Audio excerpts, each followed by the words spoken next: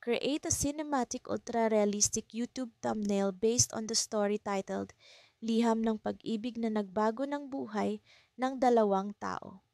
Left 50% of the frame. Main character lalaki at babaeng magkasintahan, facing camera, intense expression fitting a romance, inspirational, emotional drama theme. A. G. Fear, crying, rage. Optionally include one supporting character with distinct emotion. A. G. Shock child, evil smirk, crying partner. Write 50% of the frame. Solid dark background. And a G. Black charcoal deep blue as text panel. Overlay large, bold yellow story title, Liham ng Pag-ibig na Nagbago ng Buhay ng Dalawang Tao, arranged in 3 to 5 lines occupying full height for mobile readability. Lighting, dramatic cinematic light, soft shadows, real fabric and skin textures, natural hair details. Depth, shallow with blurred background behind character to enhance realism. Bottom left corner, red circular badge with white bold text, full story. Style, hyper-realistic photography. Absolutely no anime, cartoon, illustration, or stylized art. Ako si Marco, isang simpleng lalaki na naniniwala sa kapangyarihan ng pag-ibig. Sa kabila ng aking karaniwang pamumuhay, laging may bahagi ng aking puso na naghahangad ng isang mas malalim na koneksyon. Nang araw na iyon, habang naglalakad sa kahabaan ng makipot na daan patungo sa aking paboritong kapehan, may isang bagay na kakaiba ang nangyari. Isang puting sobre ang nakalatag sa aking harapan, tila pinadala ng hangin upang dumapo sa aking mga paa. Sa unay nag-atubili akong pulutin ito, ngunit may kung anong puwersa ang nagtulak sa akin na buksan ang sobre. Sa loob nito'y may isang liham, nakasulat sa maganda at elegante na sulat kamay. Ang mga unang salita ay bumungad sa akin. Para sa taong hindi ko pa nakikilala, ngunit alam kong magiging bahagi ng aking buhay. Habang binabasa ko ang liham, naramdaman ko ang kakaibang init sa aking puso. Ang bawat pangungusap ay punong-puno ng damdamin. Tila ang bawat letra ay may buhay at nag-uudyok ng emosyon. Napagtanto ko na ang liham na ito ay hindi pangkaraniwang sulat. Ito'y isang liham ng pag-asa, ng pag-ibig na nanggaling sa isang tao na tila matagal ko nang kilala, ngunit hindi ko pa nakikita. Sa bawat paglipat ko ng pahina, lalong lumalim ang aking pagnanasa na makilala ang taong ito. Sino siya? Bakit niya isinulat ang liham na ito na tila para sa akin? Ang mga tanong na ito'y bumabalot sa akin, nag-uudyok ng kuryosidad na tila hindi ko mapapawi. Nang sumapit ang huling bahagi ng liham, may isang pangalan na nakasulat sa ilalim, Isabela. Kasama nito'y isang simpleng pahayag na nagbigay ng kakaibang kilig sa akin. Kung sino ka man, nais kong makilala ka. Ang mga salita'y tila musika sa akin, bumabalot sa aking puso ng pag-asa at ng damdaming matagal ko nang hinahanap. Ngunit sa likod ng saya, naroon ang takot na baka ang liham na ito ay hindi para sa akin. Baka ito'y isang pagkakamali. Sa mga sumunod na araw, hindi ko maalis sa aking isipan ng liham. Nagsimula akong magtanong-tanong, umaasang makahanap ng kahit anong impormasyon tungkol kay Isabela. Ngunit sa kabila ng aking pagsisikap, walang sagot ang bumalik sa akin. Ang liham ay tila isang misteryo na mahirap lutasin, isang palaisipan na patuloy na bumabalot sa akin. Hanggang sa isang araw, habang naglalakad ako pauwi, may isang tao ang bumungad sa akin. Isang dalaga may madilim na buhok at mga mata na tila naglalaro sa sikat ng araw. Siya'y nakatayo sa gilid ng kalsada, tila naghihintay. Nang magtama ang aming mga mata, naramdaman ko ang kakaibang koneksyon tulad ng naramdaman ko sa liham. Marco, tawag niya sa akin. Paano niya nalaman ang pangalan ko? Ang kanyang boses ay puno ng damdamin, tila may kasamang pangako. Sa kabila ng aking pag-aalinlangan, lumapit ako sa kanya. Sa pagitan ng aming pag-uusap, napagtanto ko na ang dalaga sa aking harapan ay si Isabela. Ngunit sa likod ng kanyang nangiti, may isang bagay na nagtatago. Isang lihim na tila nagbabanta sa aming pag-asa. At doon ko nalaman, ang liham ay may kasamang kondisyon. Isang bagay na hindi ko inaasahan. Isang bagay na magbabago sa lahat. Sa mga sumunod na araw, hindi ko maalis sa isipan ang mga salitang binitiwan ni Elisa. Gaano man kalalim ang aming relasyon, may mga bagay talaga na hindi mo inaasahan. Ang liham na iyon, na para bang isang piraso ng kanyang puso, ay nagbigay sa akin ng panibagong perspektibo sa aming pagmamahalan. Isang umaga, habang naglalakad ako papunta sa kanyang bahay upang ibalik ang kanyang libro, napansin ko ang kakaibang sigla sa paligid. Ang mga dahon ng puno ay tila nagsasayaw sa hangin at ang sikat ng araw ay mas maliwanag kaysa dati. Sa kabila ng aking kaba, may bahagi sa akin na excited na makita si Elisa at marinig ang kanyang mga paliwanag. Pagdating ko sa kanilang bahay, sinalubong ako ng kanyang ina na tila may lungkot sa mga mata, ngunit pinilit na ngumiti. Nasa likod siya, sa hardin, sabi niya. Nagpasalamat ako at dali-daling nagtungo sa hardin. Doon ko nakita si Elisa nakaupo sa ilalim ng lilim ng malaking puno. Tila malalim ang iniisip habang nagbubuklat ng isang bagong libro. Elisa, tawag ko sa kanya. Napatingin siya sa akin at tumayo agad. Maliwanag na may tensyon sa pagitan namin, ngunit ang kanyang nangiti ay nagbigay sa akin ng lakas ng loob. Salamat sa liham mo, sabi ko. Hindi ko inaasahan, pero masaya akong malaman ang lahat ng iyon. Napangiti siya at tumingin sa akin ng malalim. Alam kong marami akong hindi nasabi sa'yo. Ang liham na iyon ay isang bahagi ng mga nararamdaman ko. Isang bahagi na matagal ko nang gustong ibahagi sa'yo. Umupo kami sa bangkong kahoy sa ilalim ng puno at nagsimulang mag-usap. Bawat salita ay punong-puno ng damdamin. Bawat kwento ay may kasamang hikbi. Ibinahagi niya kung paano siya natakot noong una na baka hindi ko maintindihan ang mga pinagdaraanan niya. Pero higit sa lahat, ipinakita niya kung paano ko siya natulungan sa mga oras na iyon kahit na hindi ko alam. Habang nag-uusap kami, unti-unting bumabalik ang dating sigla ng aming relasyon. Napagtanto ko na ang pagmamahalan ay hindi lamang nakabase sa mga masasayang alaala, kundi pati na rin sa mga pagsubok na aming napagtagumpayan. Ang liham ni Elisa ay naging tulay para sa mas matibay na pagkakaintindihan. Sa kalagitnaan ng aming usapan, nagtanong siya ng isang bagay na hindi ko inaasahan. Paano kung hindi tayo nagkita muli pagkatapos ng liham na iyon? Ano kaya ang mangyayari? Ang tanong na iyon ay nagbigay sa akin ng kakaibang pakiramdam, isang pag-aalala na hindi ko maipaliwanag. Ngunit bago pa man ako makasagot, may naramdaman akong kakaibang presensya sa likuran.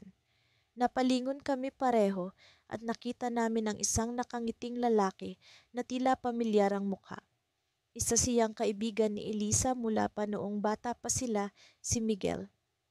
Pasensya na, hindi ko sinasadya na marinig ang inyong usapan, sabi niya, ngunit ang kanyang mga mata ay puno ng galak. Elisa, may gusto akong sabihin sa'yo. Ang tono ng kanyang boses ay nag-iwan ng tanong sa isipan ko. Ano ang ginagawa ni Miguel dito? Ano ang kanyang balak? Ang biglang pagdating niya ay tila isang bagyong nagpabago sa takbo ng aming kwento. Napatingin ako kay Elisa at kita ko sa kanyang mga mata ang pagkabigla. Mahal kita, Elisa, biglang sabi ni Miguel. Ang mga salitang iyon ay bumagsak sa akin na parang matatalim na mga palaso. Hindi ko alam kung paano tumugon at pakiramdam ko ay nawala ang aking kakayahan na magsalita. Ang pag-amin ni Miguel ay isang hindi inaasahang twist sa aming kwento. Isang pagsubok na hindi ko akalaing darating. Si Elisa ay tila hindi makapagsalita rin, ngunit kita ko sa kanyang mga mata ang pagkalito. Ang aming tahimik na hardin na kanina lamang ay puno ng pag-asa ay biglang napuno ng hindi maipaliwanag na tensyon. Ano ang mangyayari sa amin ni Elisa? Paano niya haharapin ang bagong pag-amin na ito? Sa kabila ng lahat, alam kong hindi kami bibitaw sa isa't isa. Ngunit sa puntong ito, ang aming kwento ay nagkaroon ng bagong kabanata at hindi ko alam kung paano ito magtatapos. Ang liham na nagbago sa aming buhay ay nagdala sa amin sa isang bagong yugto ng aming relasyon. Isang yugto na puno ng mga tanong at pag-asa. Ngunit sa likod ng lahat ng ito, alam kong ang aming pagmamahalan ay mas matibay kaysa sa anumang pagsubok na darating. Nang bumalik ako mula sa aming bakasyon sa probinsya, hindi ko maiwasan ang pakiramdam na parang may nagbago. Ang mga araw na nagdaan ay tila mas maliwanag, mas puno ng pag-asa. Ngunit sa likod ng lahat ng ito, may nakatago akong pag-aalala. Isang katanungan na hindi ko pa masagot. Ano ang laman ng liham na iniwan ni Elena sa aking bag bago kami maghiwalay sa terminal? Habang nakaupo sa aking kama, muling bumalik sa akin ang mga alaala ng aming huling gabi sa tabing dagat. Ang mga bituin ay saksi sa aming mga pangarap at ang mga alon ay tila umaawit ng aming kwento. Sa mga salitang binitiwan ni Elena, naramdaman ko ang kanyang pag-ibig na tila walang hanggan. Ngunit sa kabila ng lahat, hindi ko maikubli ang kaba sa aking dibdib habang binubuksan ko ang liham na iyon. Minamahal kong Marco ang panimula ng sulat at agad akong nakaramdam ng init sa aking puso.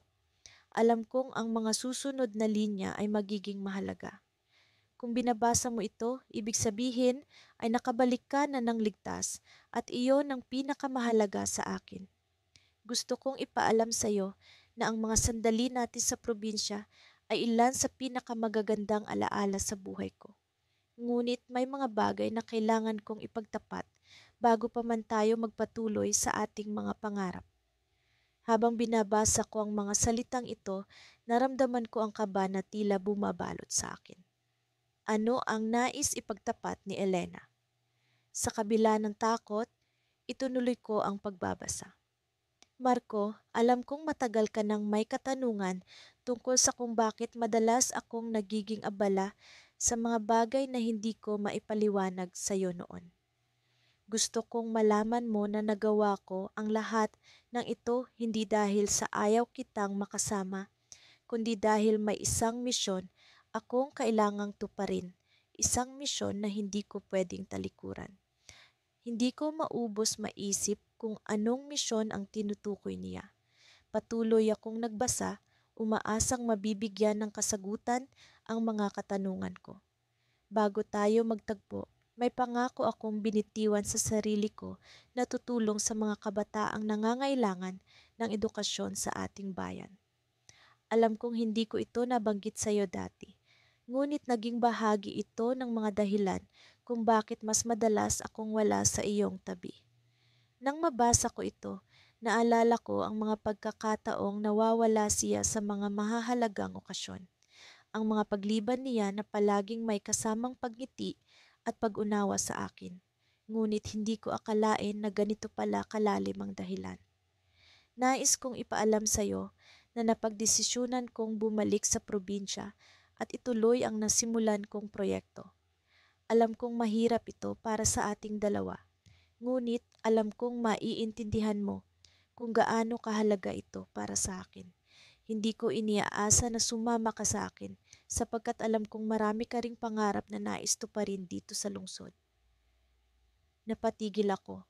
Ang mga salitang ito ay tila mga patalim na bumabaon sa aking puso. Ngunit sa kabila ng sakit, naroon ang pagintindi at pagmamahal para kay Elena.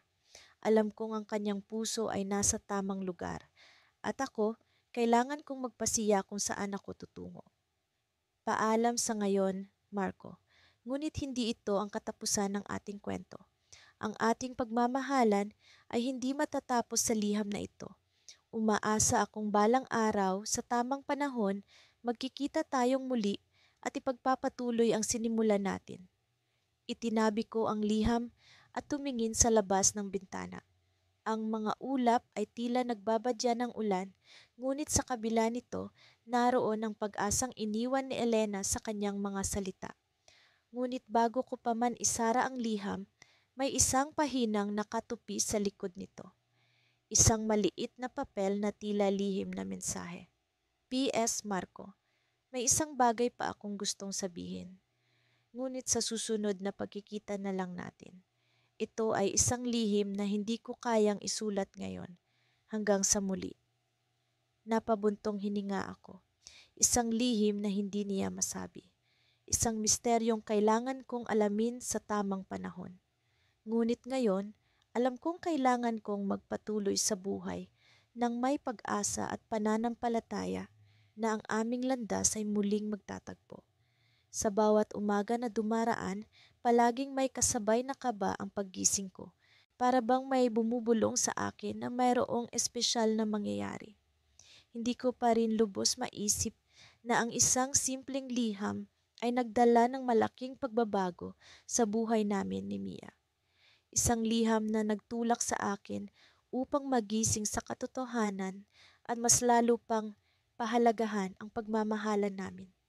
Lumipas ang mga araw matapos kong matanggap ang liham na iyon at sa bawat pagkakataon na hawak ko ito, parang bumabalik lahat ng alaala namin ni Mia.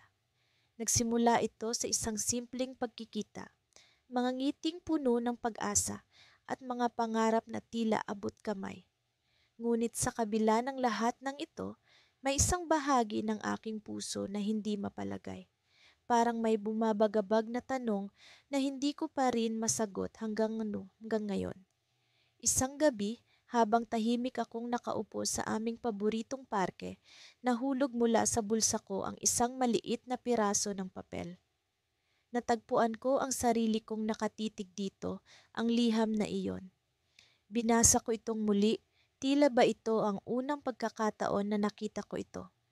Naaalala ko ang bawat salitang isinulat ni Mia, ang bawat damdaming ipinahayag niya sa akin. Mahal kita, ngunit kailangan kong magpatuloy. Muling bumalik sa akin ang mga alaala ng biglaang pag-alis ni Mia.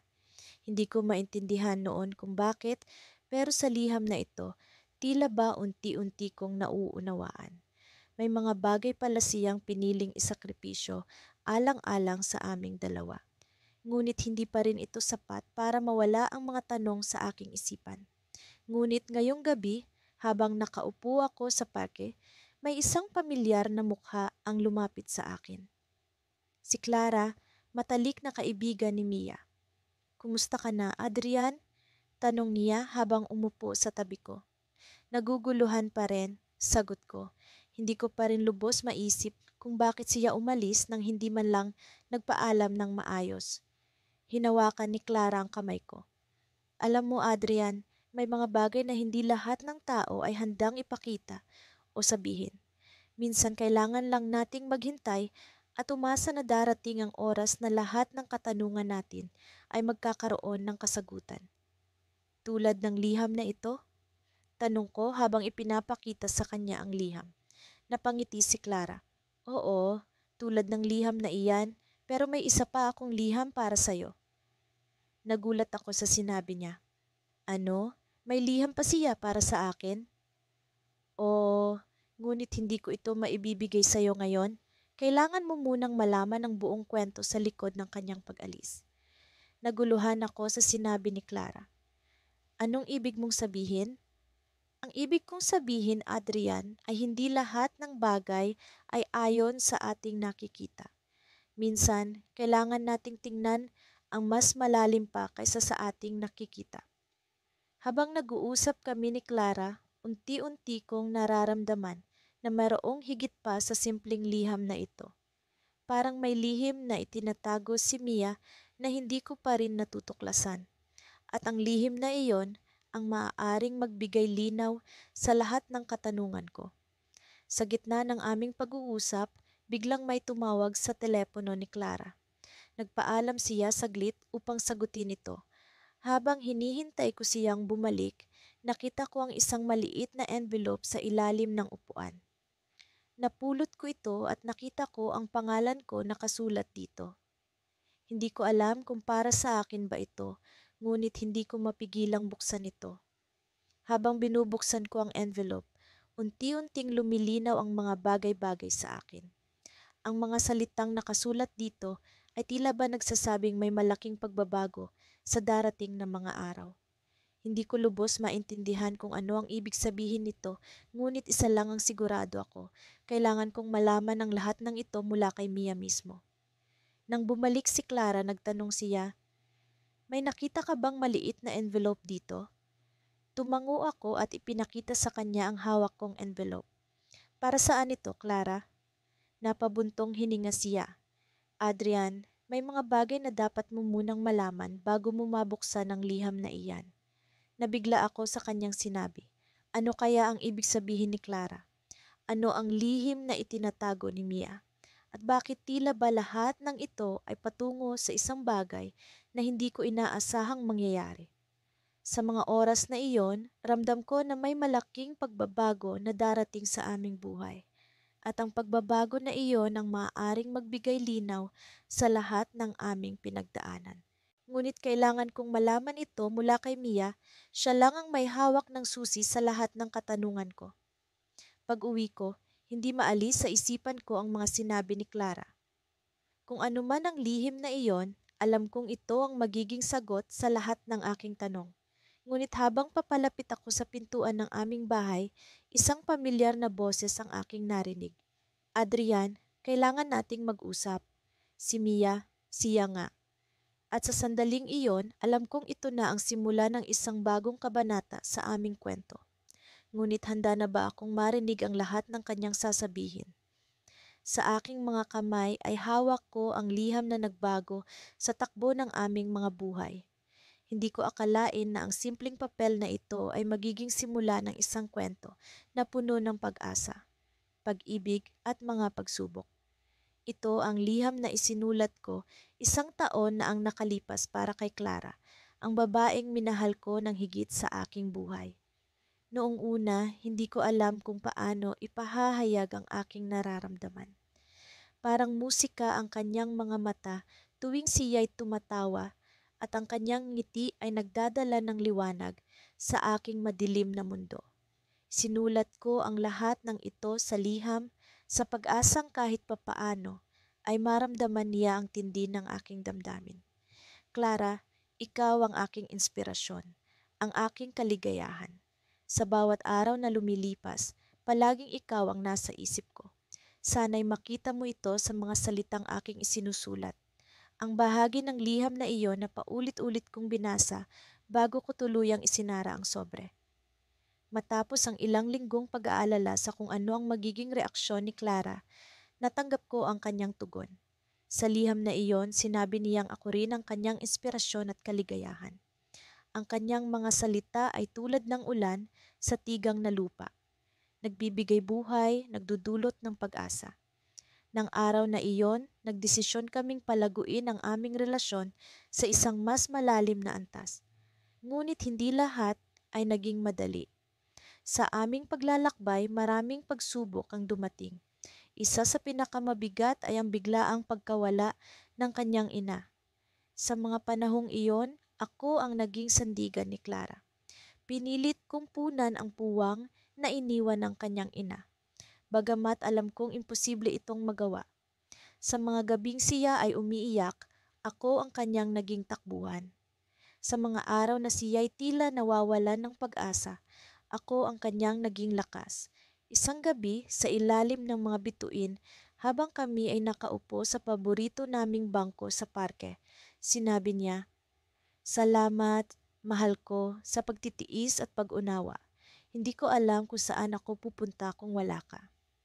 Ang mga salitang iyon ay nagbigay sa akin ng kakaibang kaligayahan. Alam kong ang aming pagmamahalan ay lumalalim pa sa bawat pagsubok na dumaraan. Subalit, sa kabila ng aming tibay, may isang lihim na matagal ko nang itinatago. Isang lihim na maaaring makasira sa lahat ng aming pinaghirapan. Habang kami nag-uusap, naramdaman ko ang bigat ng lihim na iyon sa aking dibdib. Nagpasya akong sabihin na sa kanya ang totoo. "Clara, may kailangan akong sabihin sa iyo. Isang bagay na matagal ko nang itinatago. ang bungad ko habang sinusubukan kong ipahayag ang lahat ng aking saloobin. Nagkatinginan kami at sa kanyang mga mata ay nakita ko ang pag-aalala at pagmamahal. Ano iyon?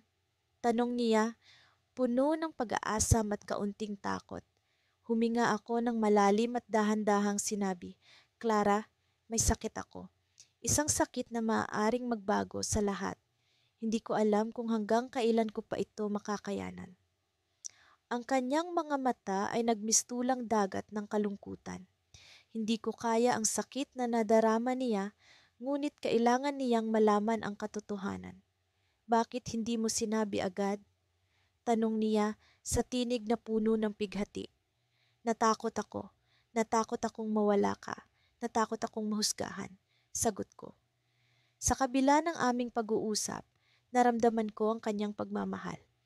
Alam kong hindi niya ako pababayaan, ngunit paano kung hindi ko na kayang ipagpatuloy pa ang laban? Ano man ang mangyari, sabi niya, kasama mo ako sa laban na ito. Hindi kita iiwan.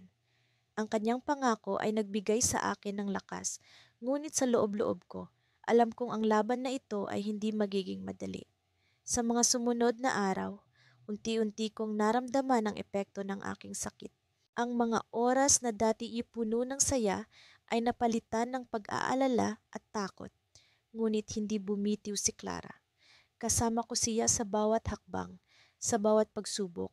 Isang umaga habang kami naglalakad sa tabing dagat, sinabi niya, Mahal kita kahit ano pa ang mangyari. Ang pagmamahal ko sa iyo ay hindi magbabago. Ngunit sa kabila ng kanyang mga salita, alam kong may isang bagay na kailangan kong gawin. Isang bagay na magpapalaya sa kanya mula sa bigat ng aking sitwasyon. Isang bagay na maaaring makasira sa aming mga pangarap. Sa huling bahagi ng aming pag-uusap, nagdesisyon ako. Clara, kailangan mong ipagpatuloy ang buhay mo kahit wala ako. Hindi ko kayang maging hadlang sa iyong kaligayahan. Sa kanyang mga mata ay nakita ko ang sakit, ngunit alam kong kailangan ko itong gawin para sa kanyang kinabukasan. Ito ang twist na hindi ko akalaing mangyayari sa aming kwento. Ang desisyon kong ito ay maaaring ang aming huling kabanata, ngunit umaasa akong ito rin ang magiging simula ng kanyang bagong paglalakbay. Nagsimula ang araw na tila walang kakaiba, ngunit sa kaloob-looban ko, alam kong may magbabago. Ang mga mensahe ni Ana ay palaging nagdadala ng liwanag sa aking madilim na mga araw. Sa tuwing binabasa ko ang kanyang mga liham, nararamdaman ko ang kanyang presensya kahit na magkalayo kami. Ngunit ngayon, may ibang pakiramdam sa hangin. Isang tila hindi maipaliwanag na kaba ang bumabalot sa akin. Habang naglalakad ako papunta sa aking opisina, hindi ko maiwasang isipin ang huling liham na kanyang ipinadala. Sa bawat linya, nararamdaman ko ang kanyang pag-aalala, isang pag-aalala na tila may nais ipahiwatig. Ang kanyang mga salita ay puno ng pagmamahal, ngunit may bahid ng lungkot na hindi ko lubos na maunawaan. Ano kaya ang nais niyang sabihin sa akin? Pagdating sa opisina, agad kong binuksan ang aking laptop at hinanap ang kanyang email. Naroon ang isa pang liham at sa bawat salita, nararamdaman ko ang kanyang emosyon, ang kanyang pagkabalisa. Binasa ko ang unang bahagi. Mahal kong Alex, alam kong matagal na tayong magkasama at sa bawat araw na lumilipas, lalo kitang minamahal. Ngunit may isang bagay na kailangan mong malaman. May isang lihim na matagal ko nang itinatago, isang bagay na maaaring magbago sa lahat ng ating pinagsamahan.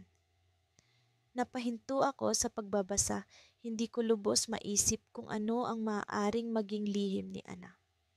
Nang bumalik ako sa pagbabasa, naramdaman ko ang bigat ng kanyang mga salita.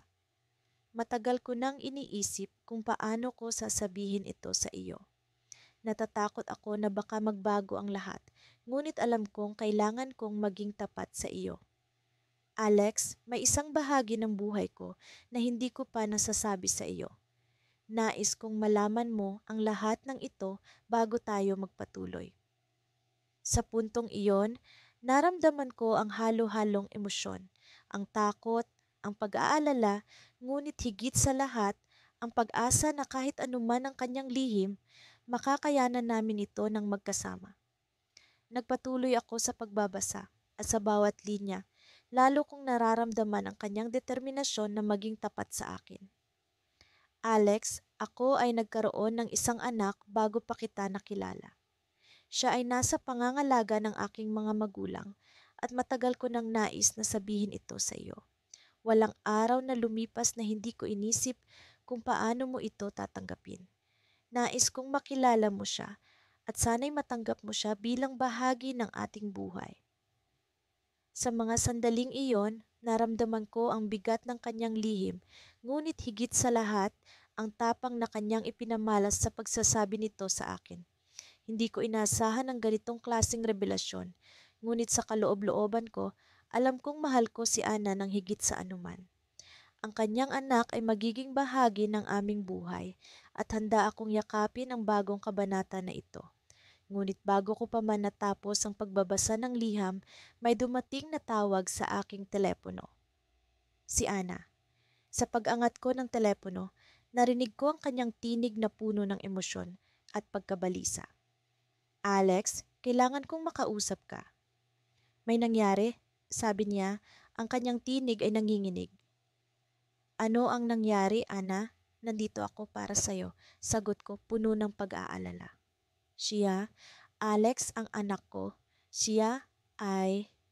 Hindi na niya natapos ang kanyang sasabihin.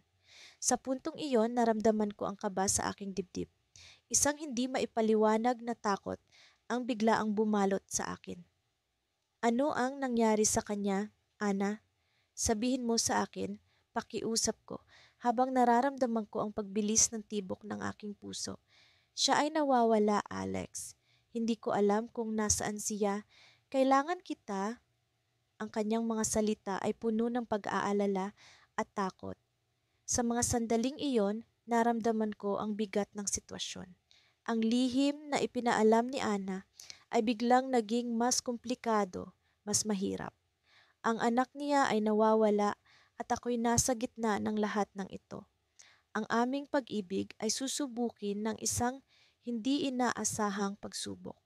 Ngunit sa kabila ng lahat, alam kong handa akong harapin ang anumang pagsubok nang magkasama kami ni Ana. Ngunit paano namin haharapin ang sitwasyong ito? Paano namin matatagpuan ang nawawalang bata?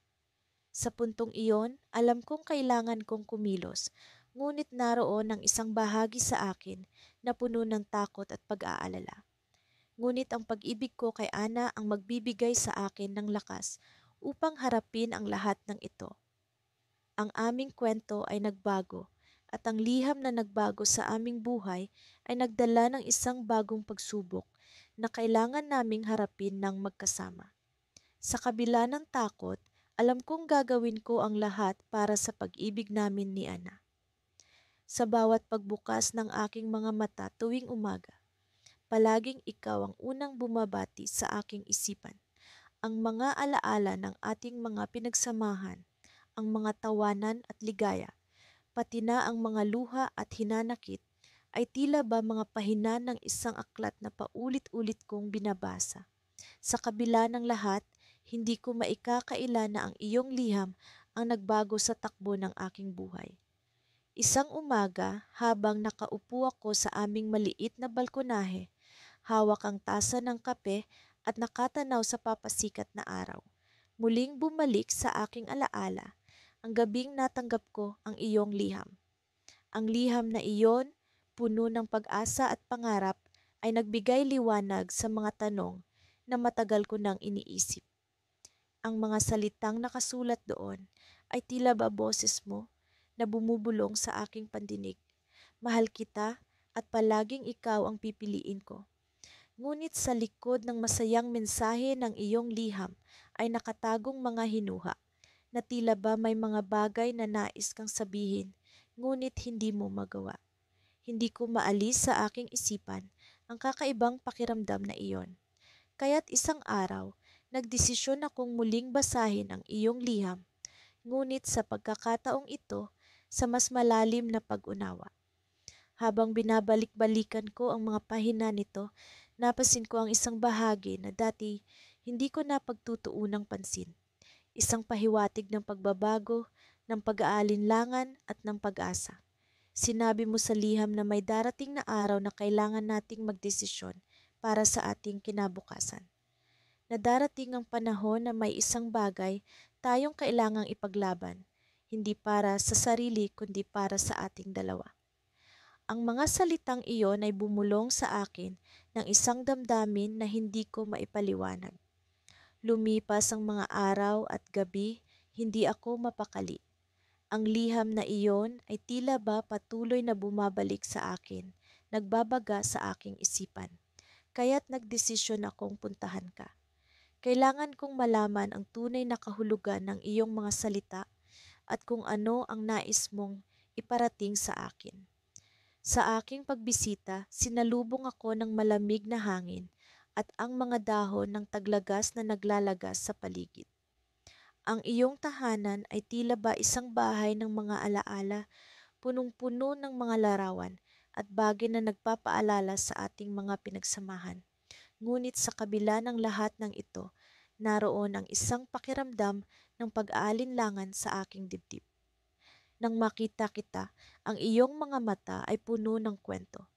Hindi ko maipaliwanag, ngunit parang may kaunting kalungkutan sa likod ng mga ngiti mo.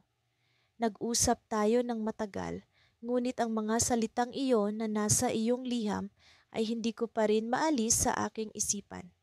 Kaya't naglakas loob akong tanungin ka. Anong ibig sabihin ng mga salitang iyon sa iyong liham? Tanong ko sa iyo, puno ng pag-aalala. May bagay ba tayong kailangan pagdesisyonan?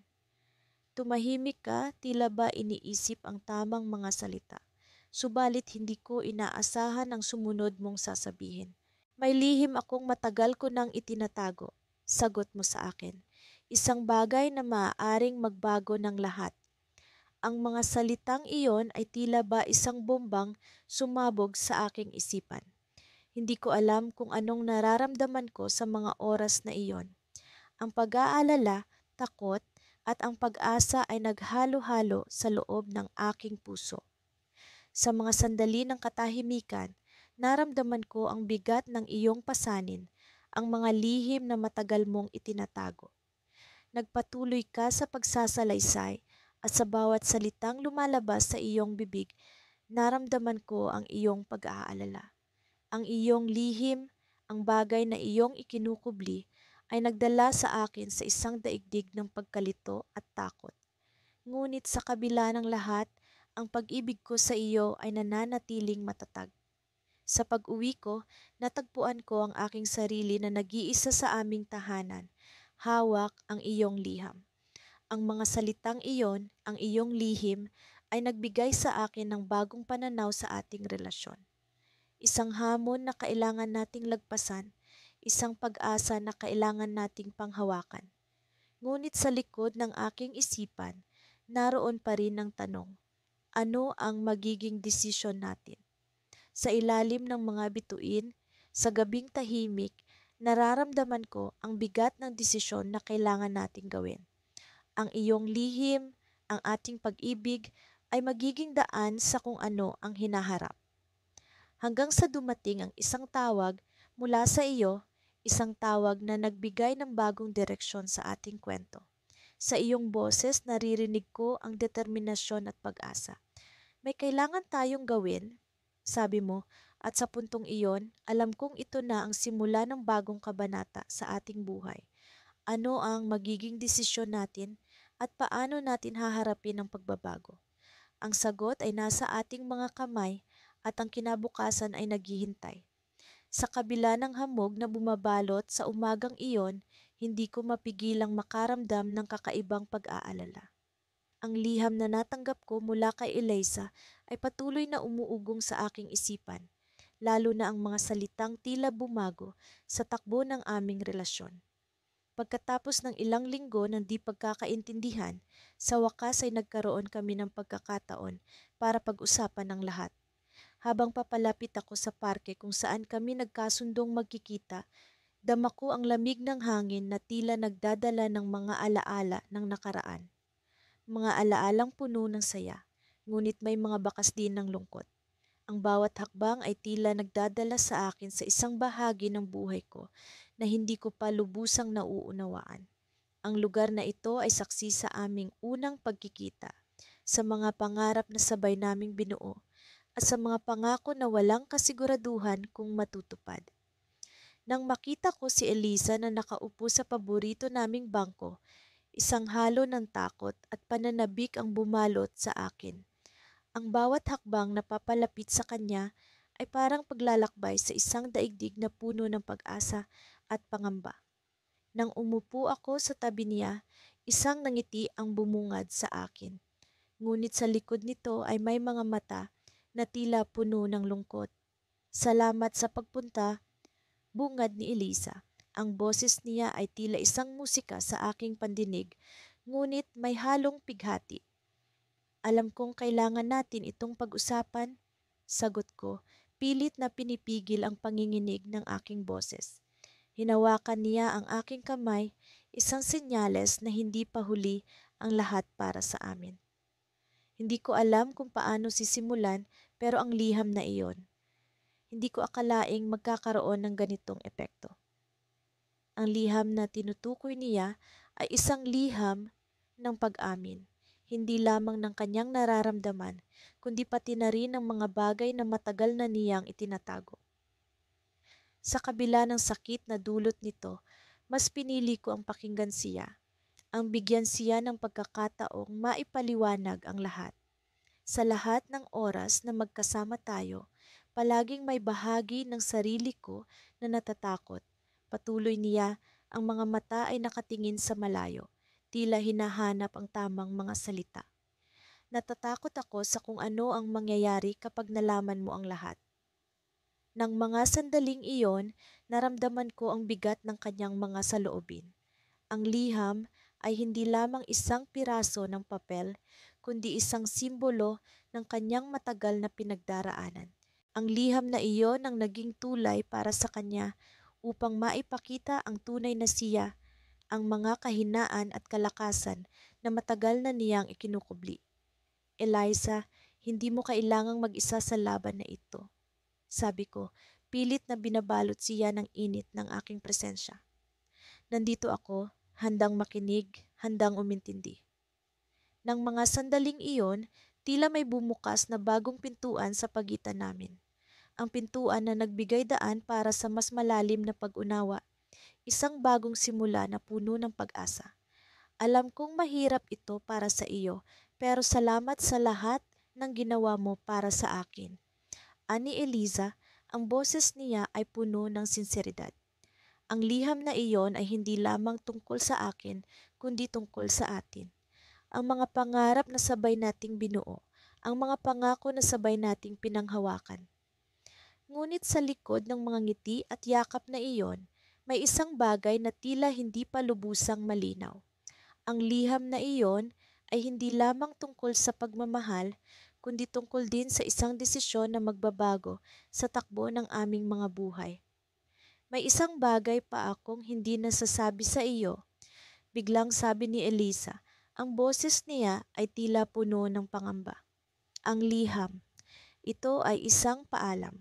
Sa kabila ng init ng araw na nagsisimula ng magbigay liwanag sa paligid, naramdaman ko ang lamig na bumalot sa akin. Ang mga salitang iyon ay tila isang sibat na tumama sa aking puso. Ang liham na akala ko ay simula ng bagong yugto para sa amin ay isang paalam pala. Hindi ko alam kung ano ang isasagot, kung paano haharapin ang biglang pagputol ng isang kabanata na akala ko ay magtatagal pa. Nang mga sandaling iyon, ang lahat ng pangarap, ang lahat ng plano ay tila naglaho kasabay ng hangin.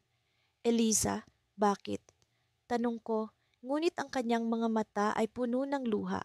Walang salitang lumabas sa kanyang mga labi.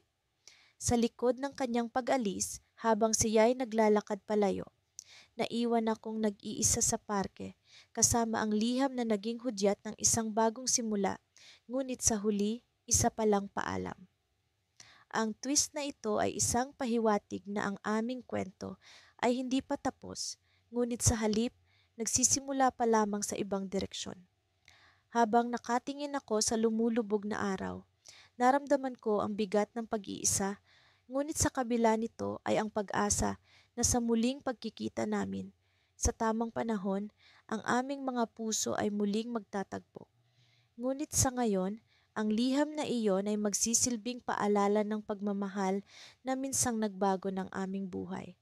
Sa wakas, natapos ko na ang pag-aayos ng mga lumang gamit sa attic.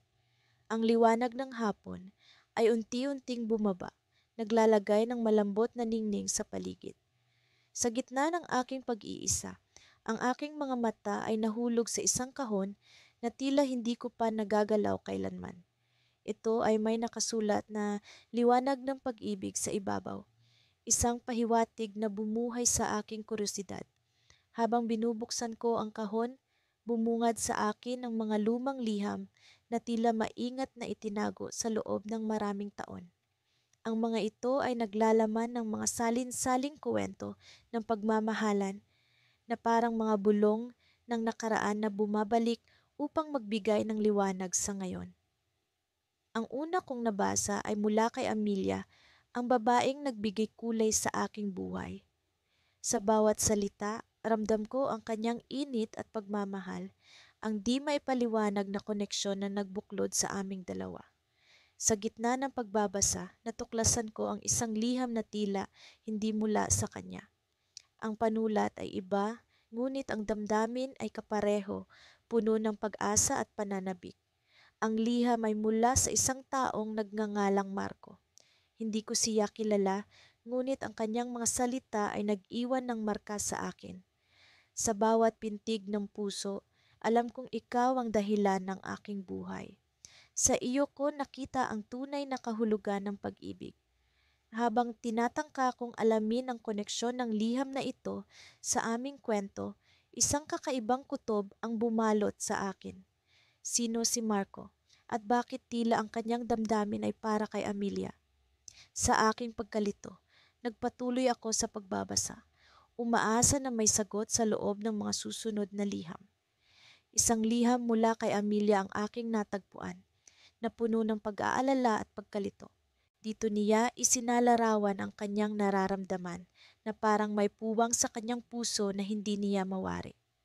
Sa kabila ng lahat ng saya, may isang bahagi sa akin na tila nawawala, sabi niya. Ngunit sa iyong presensya, nararamdaman kong buo ako. Ang mga salitang ito ay nagdulot ng kaba sa aking dibdib. Isang bahagi sa akin ang nangungulila sa mga sagot, habang ang kabila ay natatakot sa mga posibleng matuklasan. Isa lang ang malinaw, may bahagi sa kanyang puso na hindi ko nabigyang kasagutan. Ngunit paano ko ito haharapin? Sa aking pag-iisip, may isang liham na bumagsak mula sa kahon na tila sinadyang mahulog upang makuha ang aking atensyon. Ito ay mula kay Marco at sa wakas nagbigay liwanag sa misteryo na bumabalot sa aming kwento. Amelia, ikaw ang aking liwanag sa dilim. Ikaw ang aking pag-asa sa bawat hakbang ng buhay. Ngunit alam kong sa puso mo, siya ang iyong pinili, at sa kanyang mga bisig alam kong magiging masaya ka. Ang mga katagang ito ay bumalot sa akin ng hindi maipaliwanag na lungkot at kaliwanagan. Si Marco ay isang bahagi ng buhay ni Amelia na hindi ko kailanman nalaman. Isang tao na nagmahal sa kanya ng walang kapantay, ngunit sa huli, ako ang kanyang pinili. Sa kabila ng lahat, naramdaman ko ang kanyang sakripisyo, ang kanyang pag-unawa na nagbigay daan sa aming pagmamahalan. Sa paglipas ng oras, natutunan kong may mga bagay na hindi natin kailanman lubos na mauunawaan, at ang pag-ibig ay isa sa mga iyon.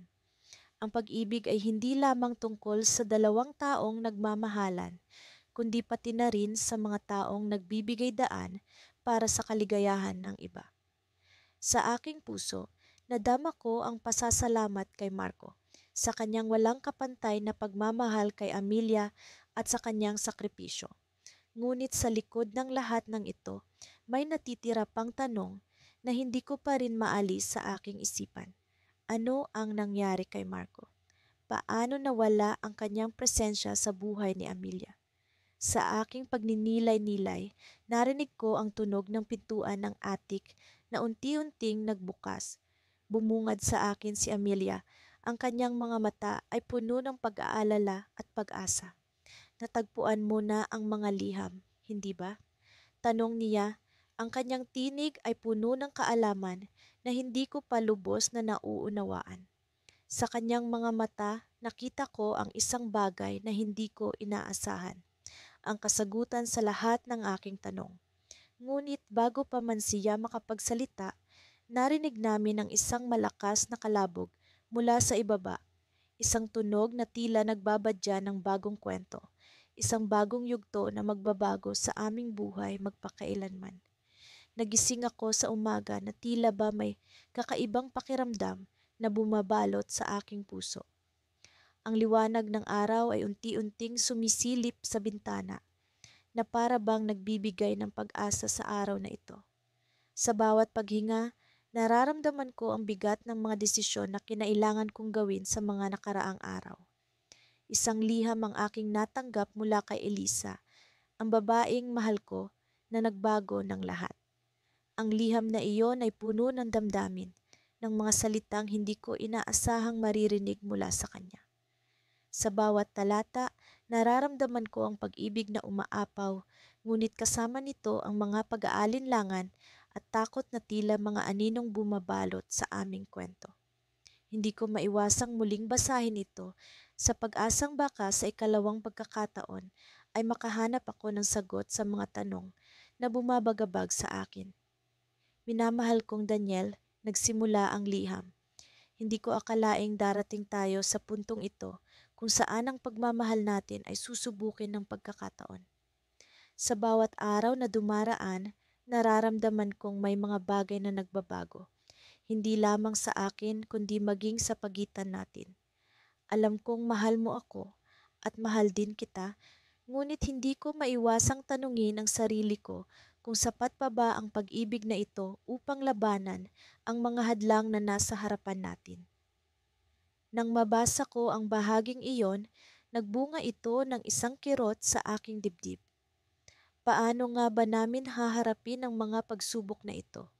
Ang aming mga pangarap ay tila nagiging malabo at ang kinabukasan na dati maliwanag ay nagiging madilim. Ngunit sa kabila ng lahat, alam ko na ito ay bahagi lamang ng masalimuot na kwento namin. Daniel, may isang bagay akong nais ipagtapat, pagpapatuloy ni Elisa. Sa mga nakaraang linggo, may isang pagkakataon na dumating sa akin at hindi ko inaasahan.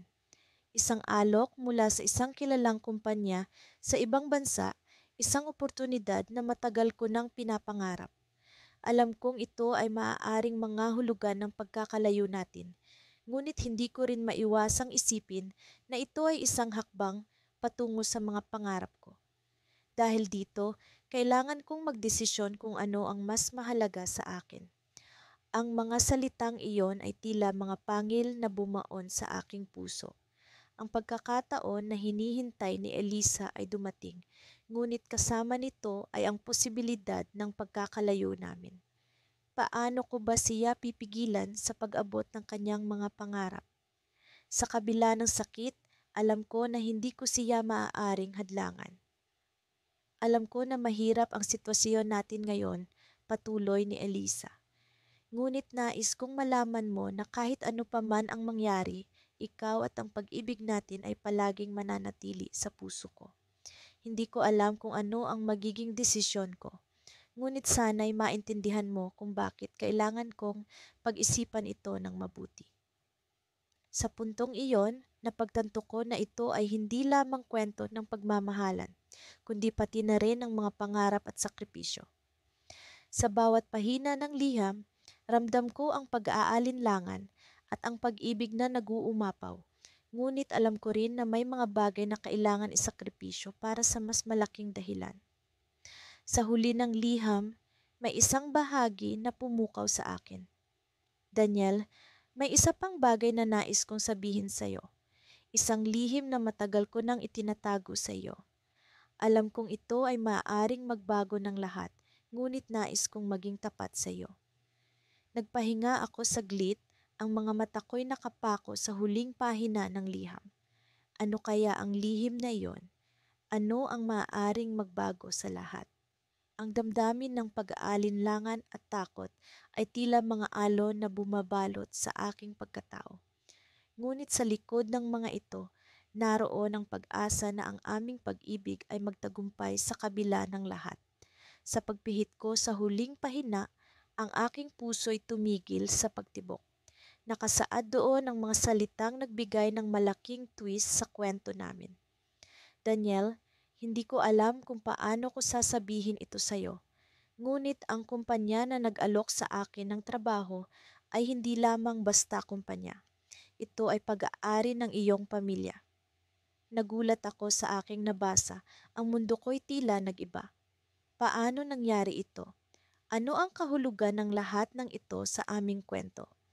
Ang mga tanong ay bumabalot sa aking isipan. At alam ko na sa puntong ito, ang aming kwento ay magbabago magpakailanman.